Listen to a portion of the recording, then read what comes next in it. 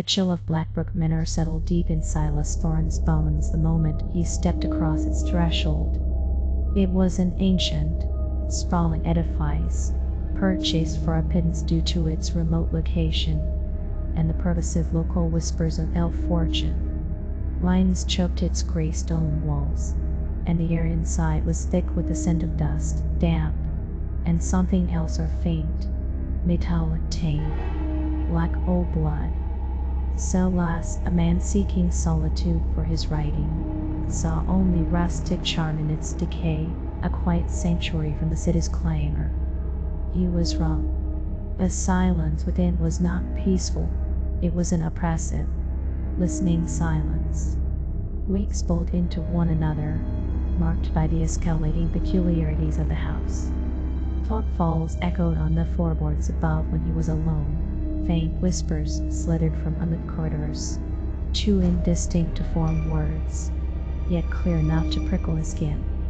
Objects shifted, or a book from a shelf, a teacup from the kitchen table, a mere inches, but enough to plant seeds of doubt. He rationalized it all as the quirks of an old house, the creaking timbers, the settling foundations, the lamp flame trace. The shadows seemed to thicken in the corners, coiling and uncoiling like nascent thoughts. One moonless night, a child's sob, faint and heartbreaking, seemed to emanate from the very walls of the study. Silas, now consumed by a desperate curiosity, began to search. He tore through floorboards, tapped along crumbling plaster, convinced the house held a secret, a logical explanation for the haunting. It was behind the loose panel in the hearth of the master bedroom, tucked away within a crumbling recess, that he found them. A stack of leather-bound journals and a bundle of yellowed letters, all meticulously wrapped in a silk cloth. The script was a faded, elegant hand from a century past, belonging to a man named Silas Thorne, an ancestor had never known. Yes, entries began with an escalating desperation.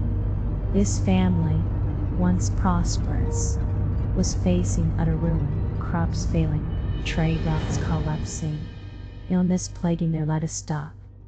His despair grew palpable on the page until, in a chilling turn, he began to speak of a visitor, a benefactor from beyond the veil, who promised salvation for a price. A price, Silas discovered with a jolt of ice in his veins, was the first light of his line. When the moon bleeds red, Silas had sacrificed his only son, a boy named Ancestor, to some abyssal entity for the sake of prosperity. The journals detailed the ritual. The boy led to the forbidden crypt beneath the manor, the chant, the sickening crescendo of fear and dark power. Yes, later entries spiraled into madness, speaking of a man's wealth, but also of a crushing malevolence that clung to him, of Ancestor's spectral wails, and the entity's unquenchable thirst. He wrote of being tormented by the boy's ethereal form, a perpetual accusation, until Silas himself succumbed to a grotesque end, found starved and raving in the locked crypt. Silas' blood ran cold. He was a thorn. He was the current first light.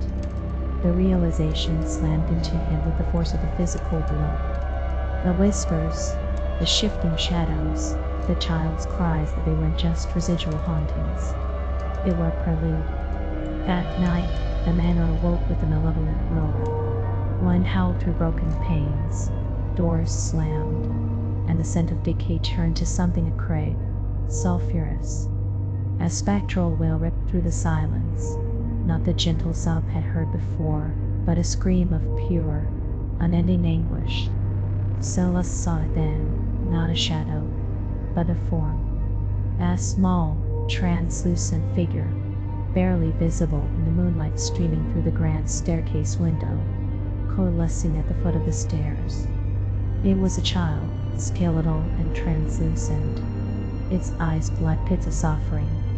It pointed a withered, ethereal finger at him, and from its mouth came not words, but a silent, shattering scream that echoed inside his skull. and the true horror.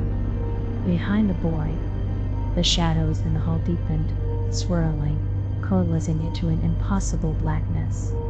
Two pinpricks of crimson light ignited within the void, growing, expanding, like burning eyes that promised an eternity of torment.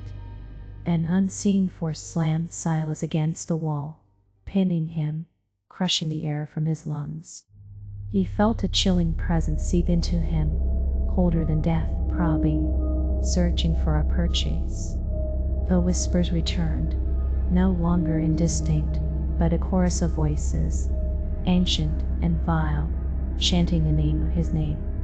They echoed Elias' insane scrawlings, bound to the abyss, eternal reckoning. Silas fought, but his will was a flickering ember against an encroaching storm. The black eyes widened, consuming his vision, and he felt his essence, his very self, being pulled, stretched, undone.